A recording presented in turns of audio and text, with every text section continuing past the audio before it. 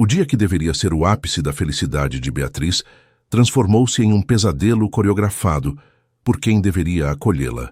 Entre o brilho dos cristais e o perfume doce dos morangos frescos de Atibaia, uma humilhação pública e cruel acendeu o pavio de uma vingança meticulosa.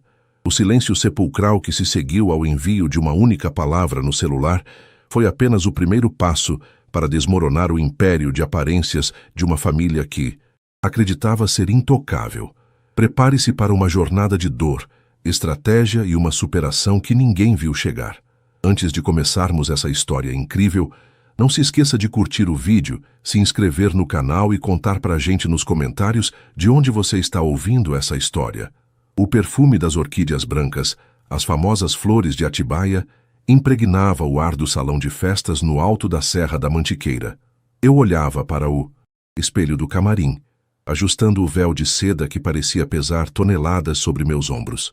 O reflexo me devolvia a imagem de Isadora, uma mulher que, aos 32 anos, acreditava ter finalmente encontrado o porto seguro após um divórcio traumático e anos de luta para concluir os estudos enquanto trabalhava em 2 empregos. O meu vestido, um modelo clássico de renda francesa, custara cada centavo das minhas economias de 3 anos, como analista de sistemas. Ali, naquela tarde de céu límpido e clima ameno do interior paulista, eu ia me casar com Renan Albuquerque, o herdeiro de uma das maiores exportadoras de frutas da região. A cerimônia foi um sonho. O som do quarteto de cordas ecoava entre as montanhas e o sol se punha tingindo o horizonte de laranja e púrpura. Renan sorria para mim no altar, embora houvesse uma rigidez estranha em sua postura. Ao lado dele, minha sogra, Dona Guiomar, ostentava um colar de pérolas que brilhava sob a luz dos lustres de cristal.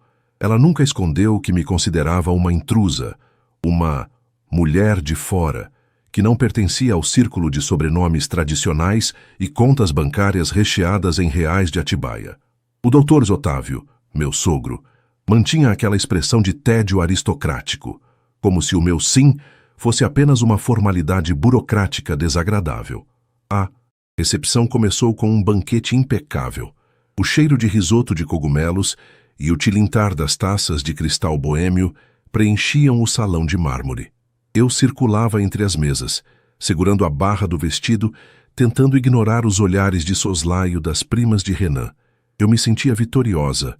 Eu, a menina que cresceu em um bairro humilde, estava ali, celebrando o amor. Ou assim eu pensava. O auge da festa seria a tradicional homenagem em vídeo, algo que Guiomar fizera questão de organizar pessoalmente.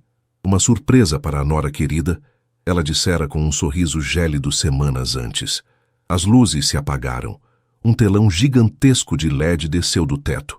Renan apertou minha mão, mas seus dedos estavam gelados e trêmulos. O vídeo começou não com fotos da nossa infância ou do nosso namoro, mas com letras garrafais, pretas sobre um fundo branco ofuscante. O primeiro slide surgiu como um soco no meu estômago. Estéril. O salão, antes barulhento, mergulhou em um sussurro confuso. O slide seguinte. Divorciada. A vergonha começou a subir pelo meu pescoço, uma queimação insuportável. Fracassada. Abandonou o ensino médio por 2 anos. Quebrada. Sozinha. As imagens que se seguiram eram prints de prontuários médicos meus, que eu nunca soubera como ela conseguira, e fotos antigas de quando eu morava, em uma kitnet minúscula, cercada de caixas de papelão após minha primeira separação. O salão explodiu em gargalhadas contidas que logo se tornaram abertas e cruéis. Olhei para o lado e vi Guiomar. Ela não estava escondendo o triunfo. Levou a taça de um vinho tinto caríssimo aos lábios, girando o líquido com uma elegância perversa. Não riam tanto, meus queridos. A voz dela ecoou pelo sistema de som, amplificada pelo microfone que ela segurava com a mão esquerda. Ela pode acabar chorando e estragando essa maquiagem que custou uma fortuna para o meu filho pagar. Afinal, é difícil esconder a essência de quem não tem raízes, não é mesmo? As risadas aumentaram. Senti as lágrimas picarem meus olhos, mas me recusei a deixá-las cair. Olhei para Renan, esperando que ele quebrasse aquele telão, que gritasse com a mãe, que me tirasse dali. Ele apenas baixou a cabeça. encarando o próprio sapato de verniz. O doutor Otávio, ao lado dele, soltou um risinho seco e deu um tapinha no ombro do filho. É só uma piada, querida Isadora, disse o sogro, com a voz carregada de um sarcasmo paternalista. Você sabe como a Guiomar gosta de um bom espetáculo. Não leve para o lado pessoal. É apenas a realidade sendo apresentada com um pouco de humor ácido. Aquelas palavras foram o estopim. A humilhação era pública, orquestrada e abençoada pelo homem que eu acabara de chamar de marido. O silêncio que se seguiu não era de respeito, era de escárnio.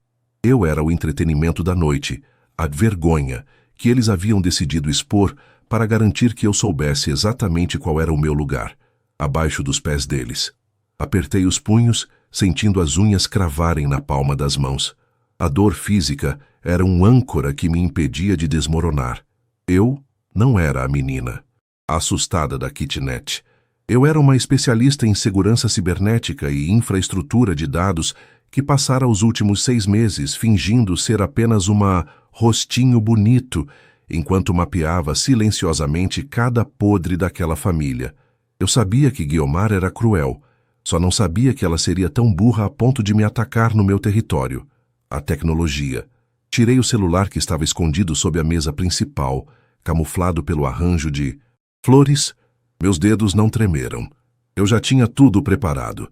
Cada transação ilegal da exportadora para paraísos fiscais, cada prova das traições extraconjugais crônicas do Dr. Otávio com as secretárias e, o mais importante, o esquema de fraude nas licitações de terra que Guiomar geria com mãos de ferro.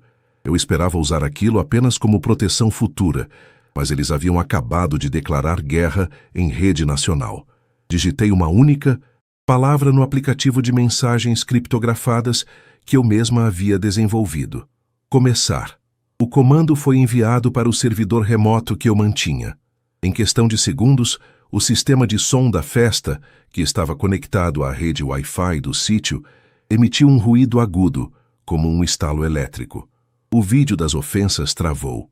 A imagem de estéril deu lugar a um documento em PDF ampliado. Era o contrato de uma conta secreta na Suíça, em nome de Guiomar Albuquerque, com valores que fariam a Receita Federal Brasileira salivar. O silêncio no salão foi absoluto, denso como a neblina que desce sobre Atibaia nas madrugadas de inverno.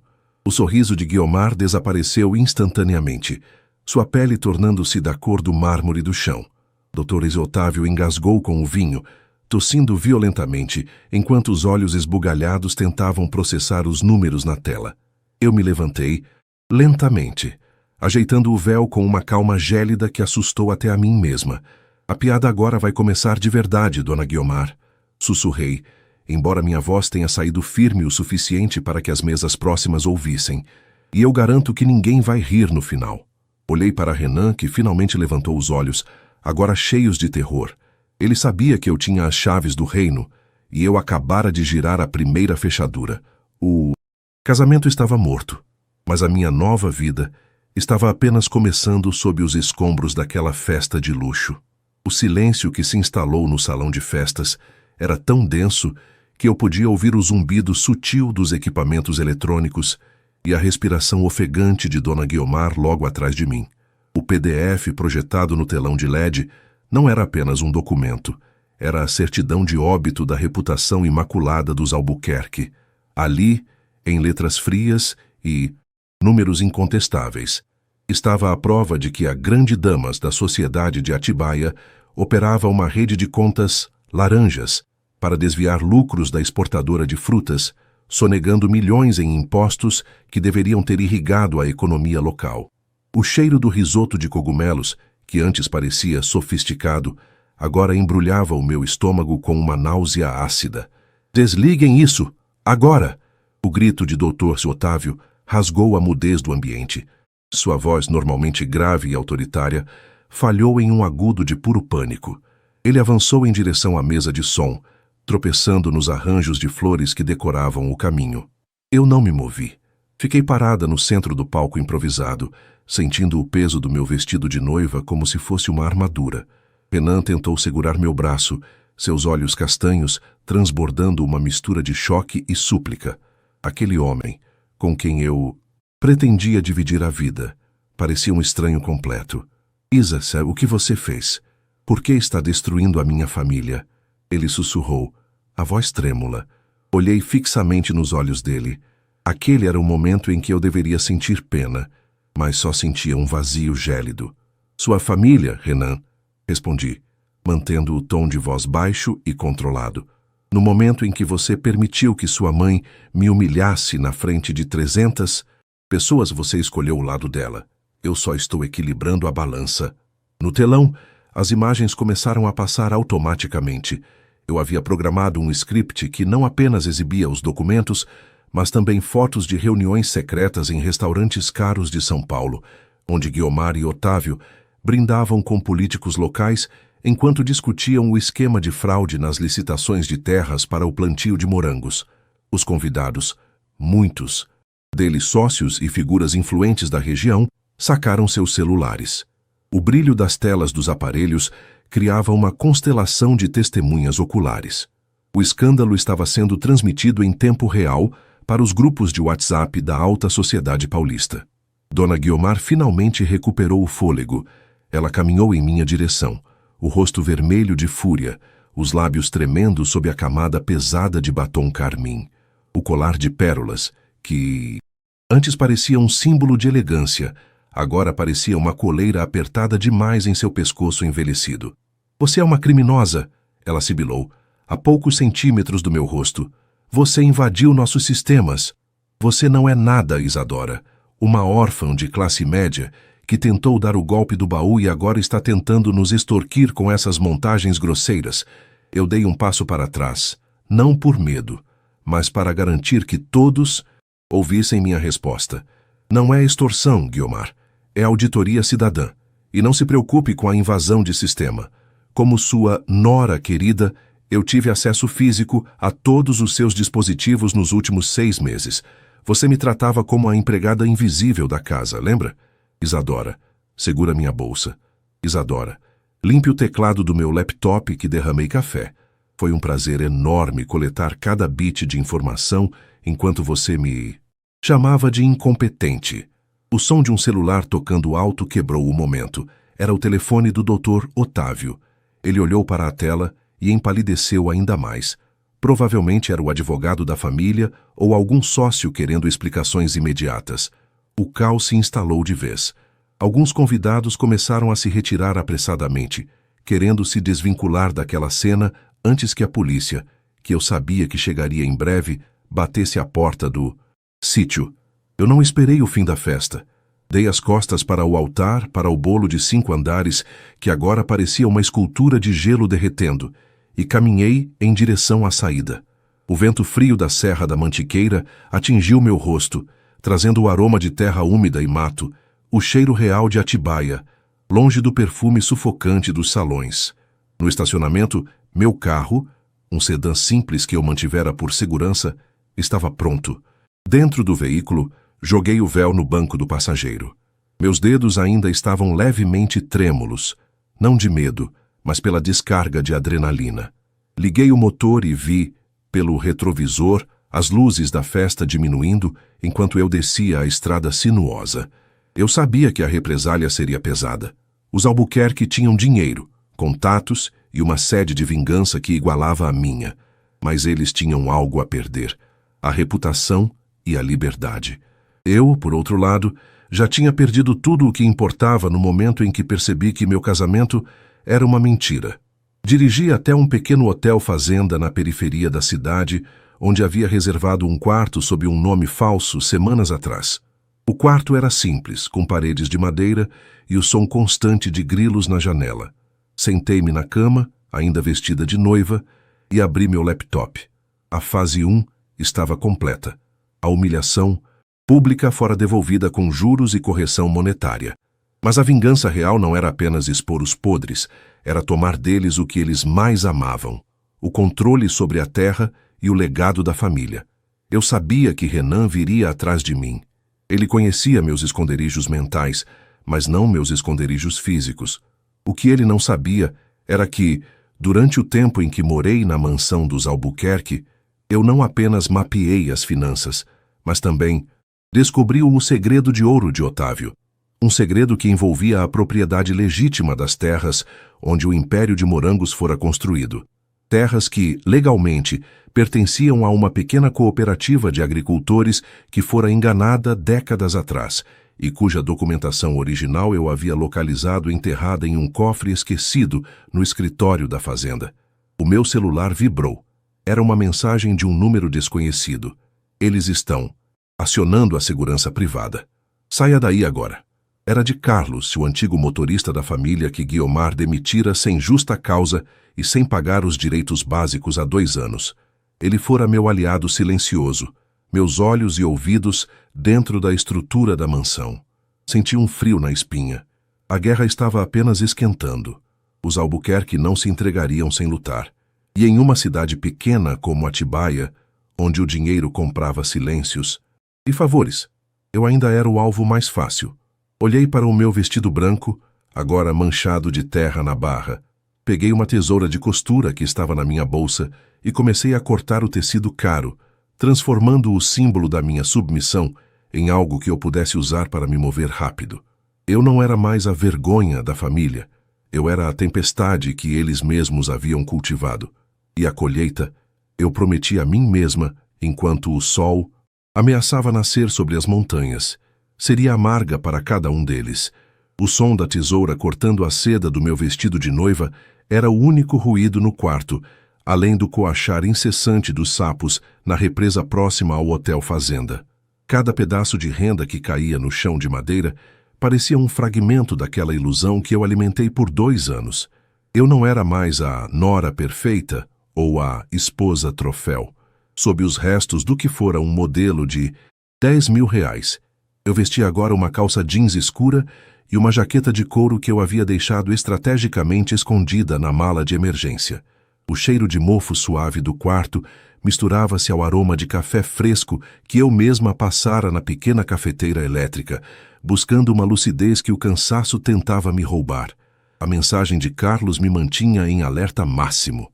Os Albuquerque não eram conhecidos por jogar dentro das regras e a segurança privada deles, liderada por um homem truculento chamado Valdir, era famosa em Atibaia por resolver problemas de forma silenciosa e eficiente.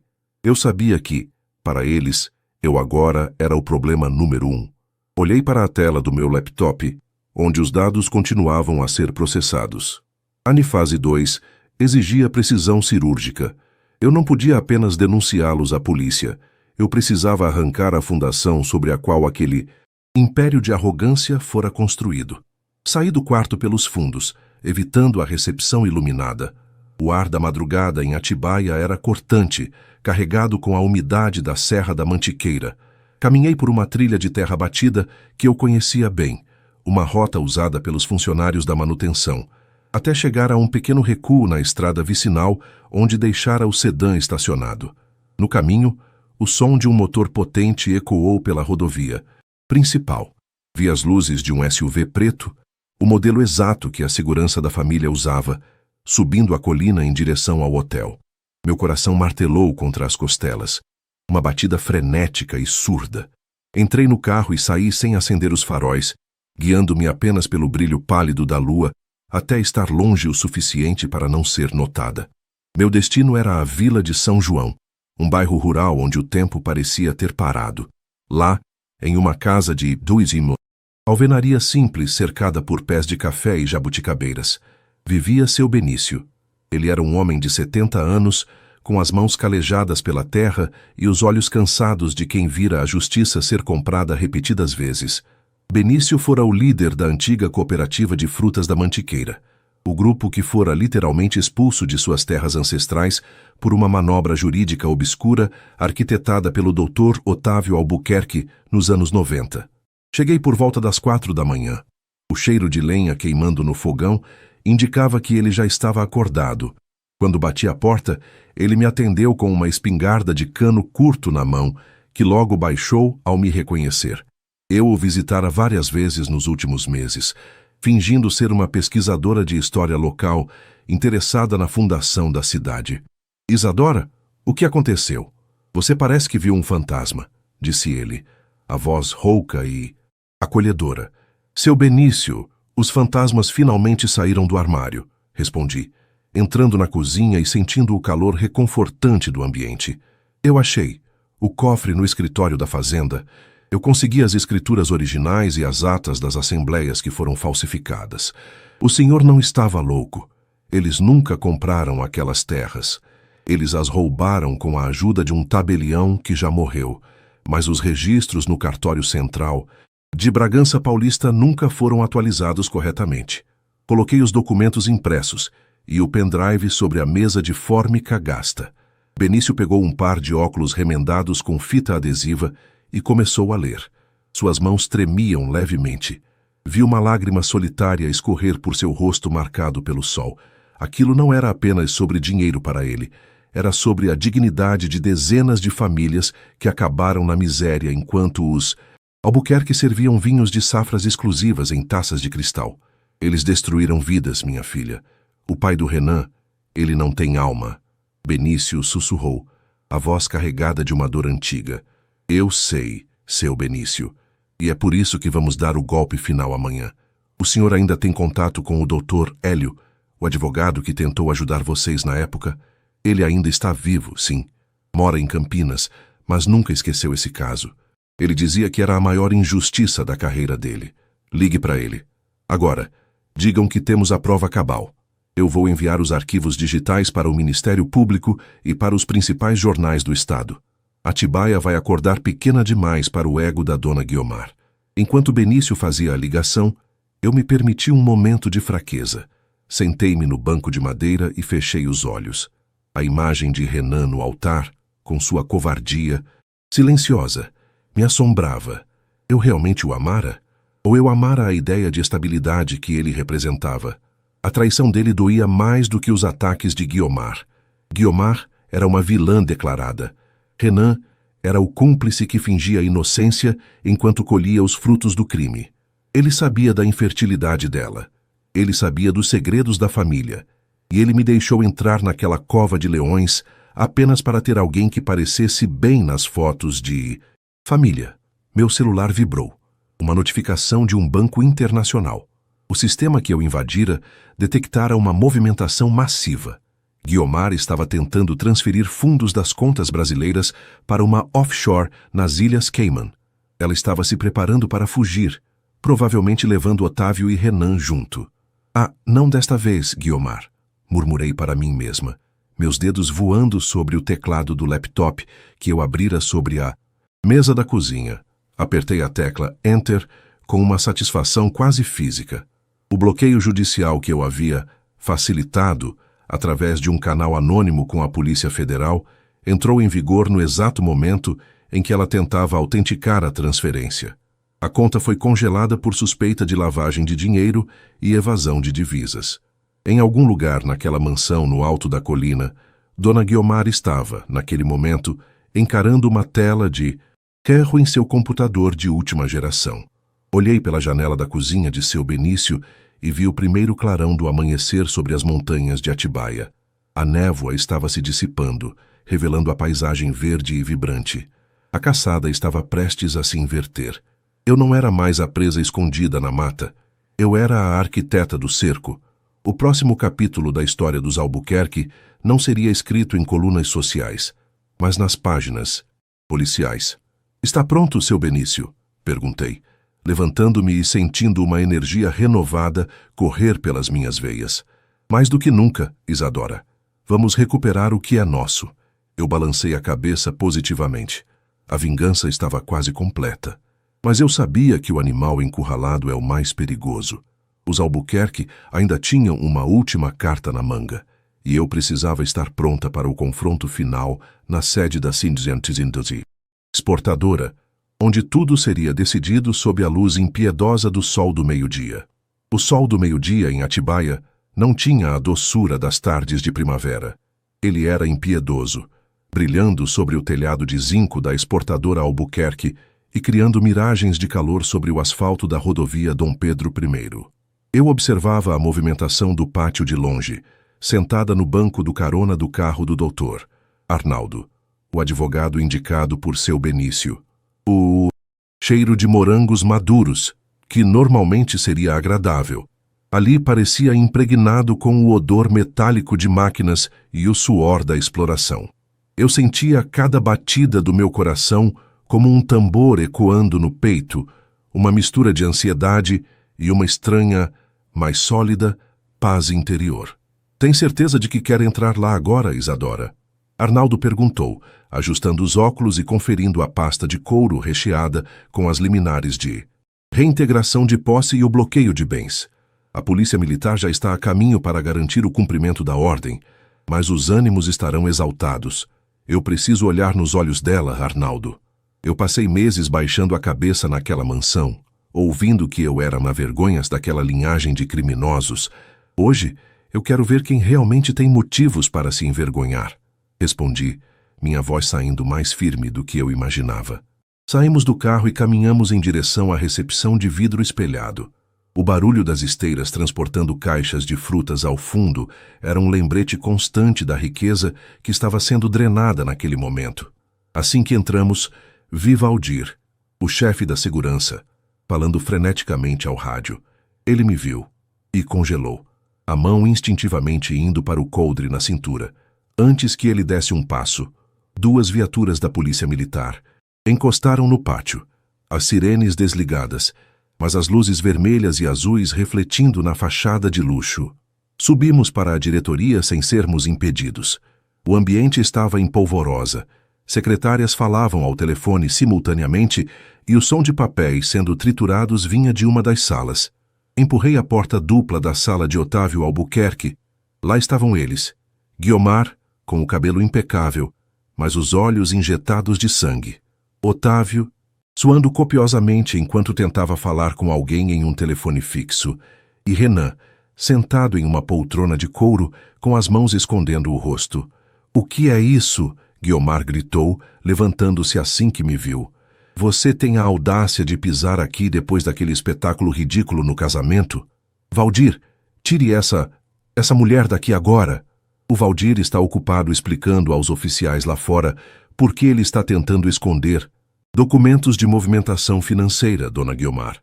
Eu disse, caminhando lentamente até a mesa de carvalho maciço. "E quanto a mim, não sou eu quem vai sair. Vocês é que estão de saída, doutor." Arnaldo deu um passo à frente e colocou os documentos sobre a mesa. A leitura das ordens judiciais pareceu durar uma eternidade. O silêncio que se seguiu foi quebrado apenas pelo som rítmico do ar-condicionado central. Otávio deixou o telefone cair da mão. Guiomar pegou o papel, seus olhos percorrendo as linhas que detalhavam a fraude nas escrituras das terras da cooperativa de São João.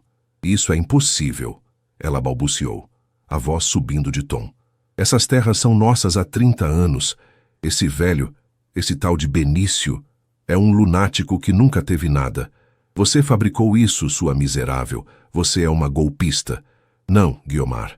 Eu sou apenas uma analista de sistemas muito eficiente", respondi, sentindo um peso enorme sair dos meus ombros. "O tabelião que ajudou seu marido pode ter morrido, mas o registro de imóveis de Bragança Paulista guarda cópias que vocês esqueceram de limpar. E o dinheiro que vocês tentaram mandar para as Cayman ontem à noite está sob custódia federal agora." Renan finalmente levantou a cabeça.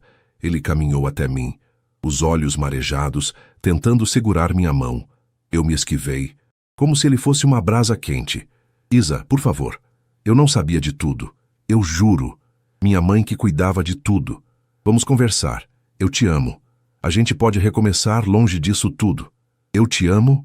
repeti, sentindo um gosto amargo na boca. "Renan, você assistiu ao vídeo da minha humilhação com um sorriso de cumplicidade. Você me usou como um escudo para as aparências da sua família. Você não sabe o que é amor. Você só conhece o conforto que o crime dos seus pais te proporcionou. Amanhã, quando os jornais de Atibaia e de todo o estado publicarem a verdade, você vai descobrir o que é ser a vergonha da cidade." Nesse momento, o tenente Siqueira entrou na sala com 2 soldados. Ele cumprimentou o Dr. Arnaldo e olhou para Otávio e Guiomar.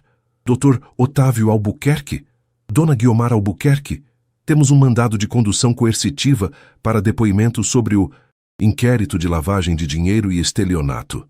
Por favor, acompanhem-nos. O grito de indignação de Guiomar ecoou pelos corredores enquanto ela era escoltada para fora.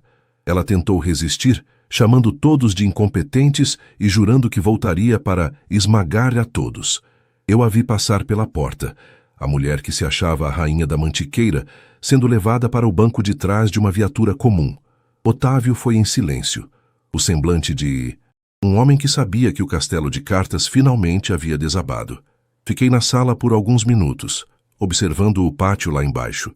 Vi seu Benício chegar em um caminhonete antiga, acompanhado de outros 2 agricultores. Eles desceram do veículo e olharam para o prédio da exportadora. Não havia ódio nos olhos deles, apenas o alívio de quem finalmente recebia o que lhe era de direito. As terras voltariam para a cooperativa. Famílias que foram expulsas teriam suas indenizações pagas com os bens confiscados dos Albuquerque. Senti um toque leve no ombro. Era o Dr. Arnaldo. Acabou, Isadora. O trabalho agora é com a justiça e os contadores. O que você vai fazer? Olhei para o horizonte, onde a pedra grande de Atibaia se erguia majestosa contra o céu azul. Eu tinha o suficiente em minha conta pessoal. Dinheiro que eu ganhara honestamente com meu trabalho, remoto de anos, para recomeçar em qualquer lugar. Mas pela primeira vez eu não queria fugir. Vou ajudar o seu Benício a organizar a nova cooperativa, eu disse, sorrindo de verdade pela primeira vez em meses. Eles vão precisar de uma boa infraestrutura tecnológica para exportar esses morangos de forma justa. E quanto à vergonha, que a dona Guiomar mencionou, ela estava certa em uma coisa. Foi uma vergonha eu ter demorado tanto para mostrar quem eu realmente sou. Saí do prédio e o sol já não parecia mais tão agressivo. O ar estava fresco e enquanto eu caminhava em direção ao seu Benício, percebi que a verdadeira vingança não era ver os inimigos na cadeia, embora isso fosse satisfatório. A verdadeira vingança era florescer nos jardins que eles tentaram queimar. Eu estava em casa, em Atibaia, e pela primeira vez eu era a dona do meu próprio destino. Esta história chegou ao fim, mas a justiça está apenas começando para aqueles que lutam com integridade. O que você achou da reviravolta da Isadora? Deixe sua opinião nos comentários e sugira o tema para a nossa próxima narrativa.